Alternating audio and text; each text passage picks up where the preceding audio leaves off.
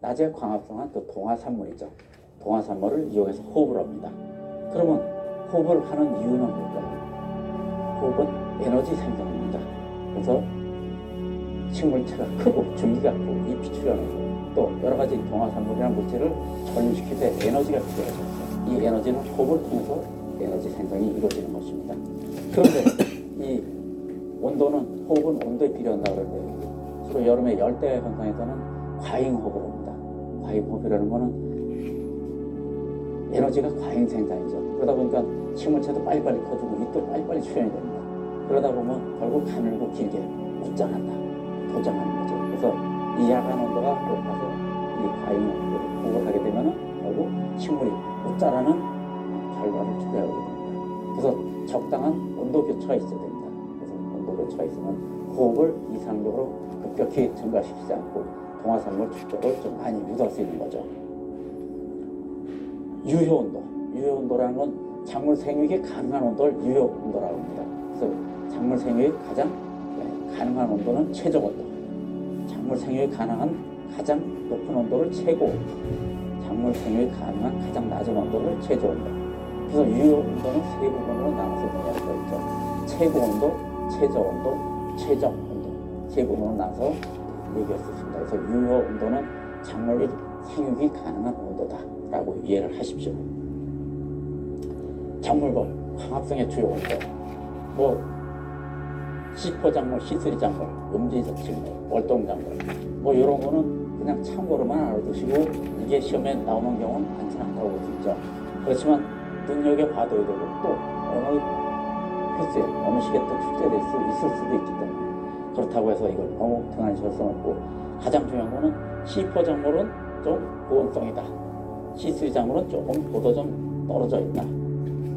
이렇게 크게 이해하십니다.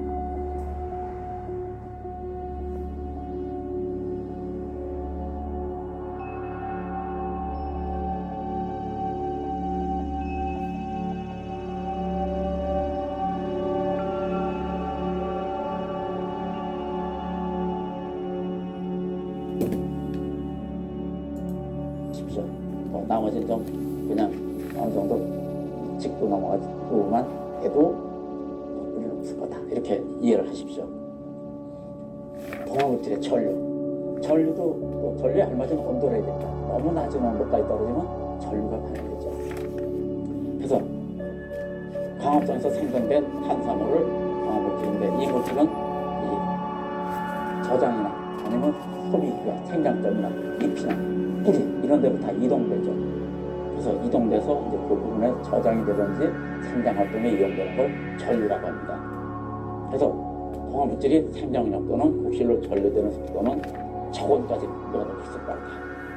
그 저온을 벗어나면 무조건 느리죠. 높거나 낮아도 느립니다. 저온에서는 뿌리의 당류 농도가 높아지기 때문에 2%부터의 전류가 억제되고 고온에서는 고비 왕성해지니까 또 소모가 급격해지죠.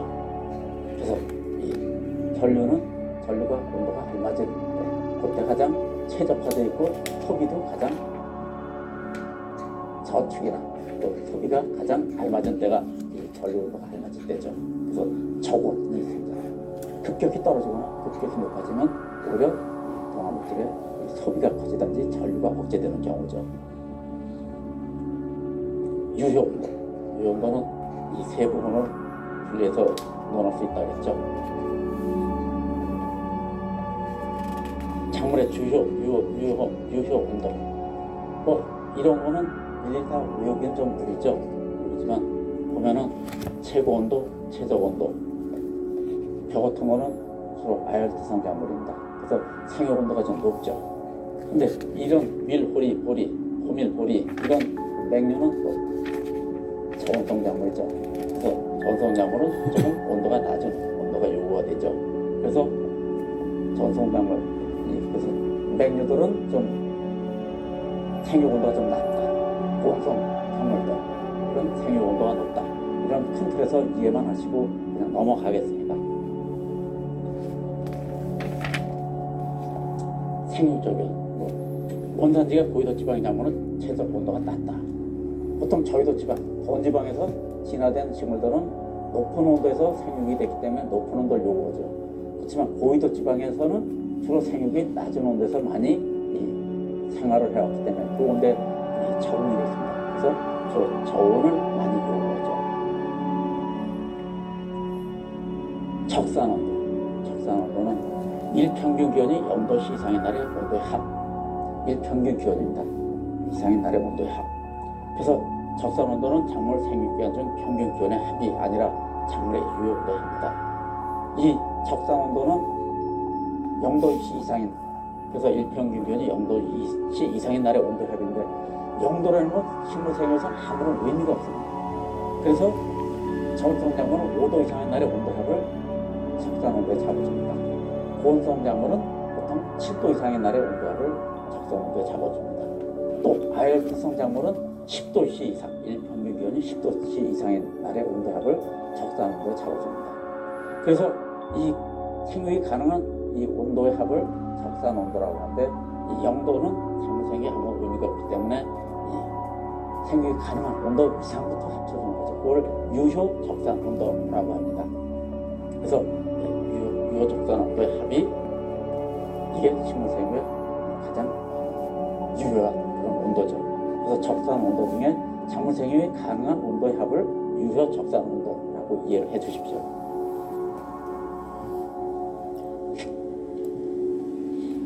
다시 한번 유효 적산 온도 나학생 설명을 드리겠습니다. 작물 생육 가능한 온도를 적산을 합시다.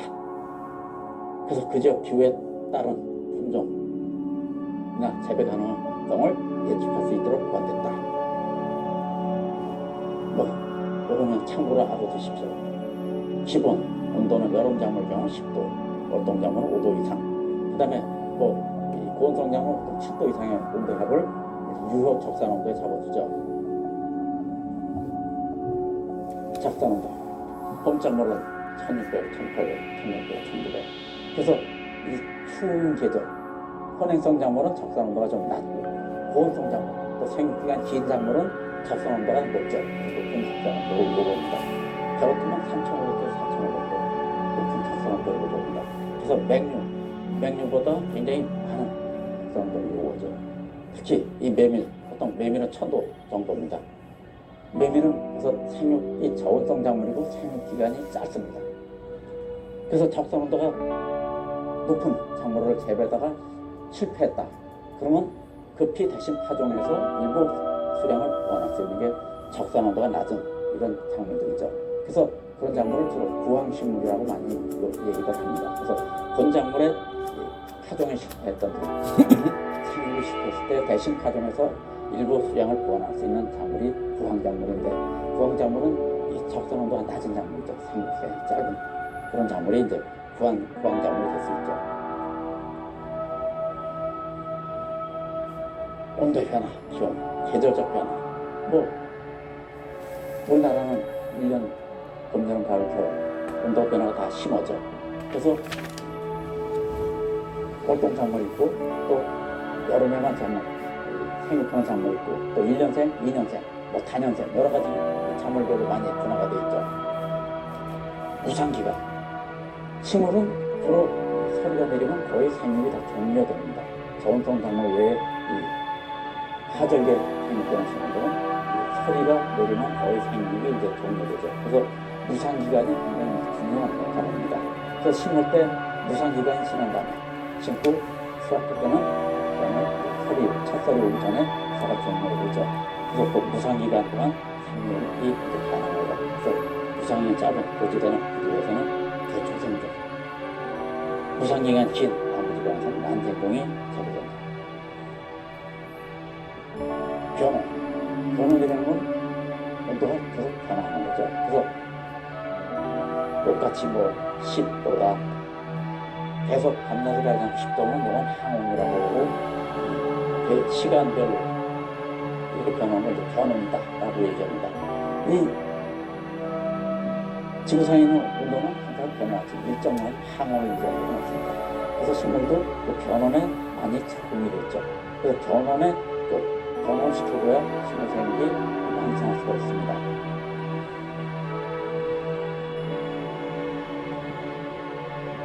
변온은 바로 축제입니다. 또 약간의 온도를 조금 높여줬다 낮췄다면 전류를 빨리 했다가 전류가 완료된다면 다시 온도를 낮춰서 이 호흡을 억제시켜서 다시 기대 속도를 촉진한다. 이게 다 변화입니다. 특히 노지는 온도 변화를 줄여서 어려운 거. 시설은 온도 변화를 인조로 얼마든지 통제할 수 있기 때문에 이 변원을 많이 사용합니다. 그래서 시설에 보면 온풍난방기에 변원 장치가 다 되어 있죠. 4단계로 해서 거기 타이머가 되어 있고 세팅해놓으면 그 온도에서 온도 조절이 됩니다. 그래서 시설은 변원을 주요 속도를 잘 사용해서 산업을 극대화시키고 과실비들, 수령과 분류를 극대화시킬 수 있는 거죠. 동화물질 축적. 양 온도가 최저 온도보다 몇 번 나가지만 그의 정상적인 물질 대사가 억제된다. 그래서 변화의 중요한 생명, 당분이나 전분, 이런 결이다. 시설에서 이 온도 관리 모형을 보면 도마도 예를 들어보겠습니다. 6도, 8도, 25도, 6시, 8시, 12시, 오후 6시. 이 식물은 일출과 동시에 강화성합니다. 일출과 동시에 강화성하는데 강화성하려면 기존의 온도 환경, 또 수분 환경이 적절하게 거기에 맞춰져 있어야 돼요. 근데 일출과 동시에 강화성을 되는데 이 온도는, 대기온도는 강화성을 상승되다. 근데 온도는 그 정도만 중요한 게 아니죠.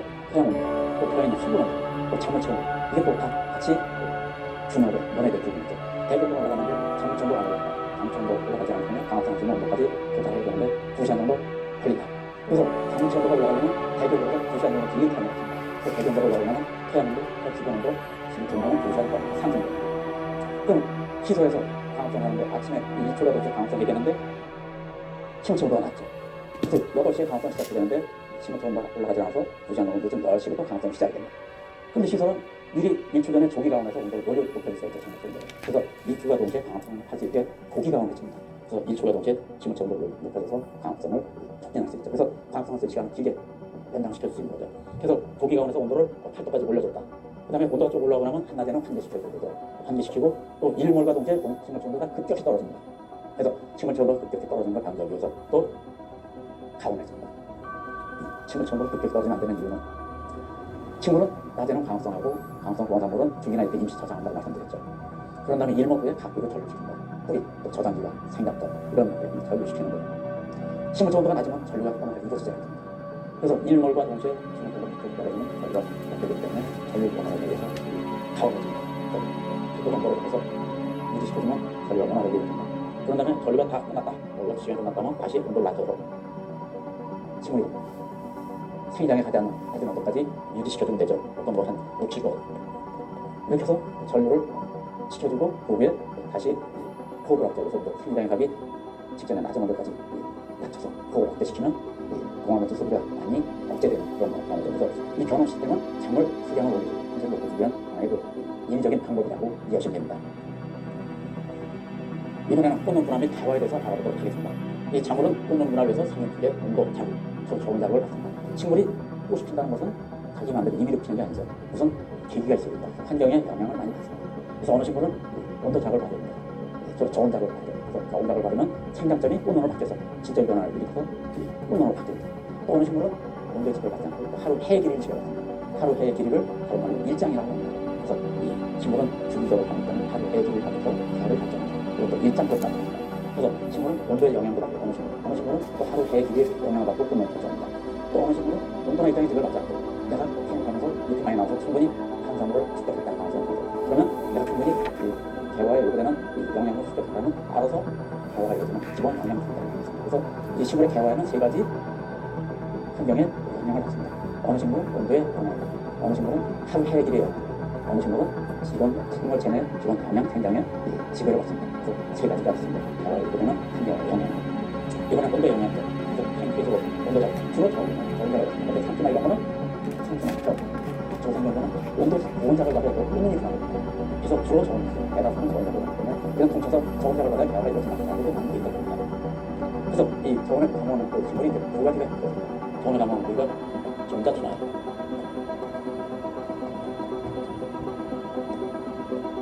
어느 식물은 종자 때부터 저온에 가면서 꽃눈이 분화되는 그런 식물이 있습니다.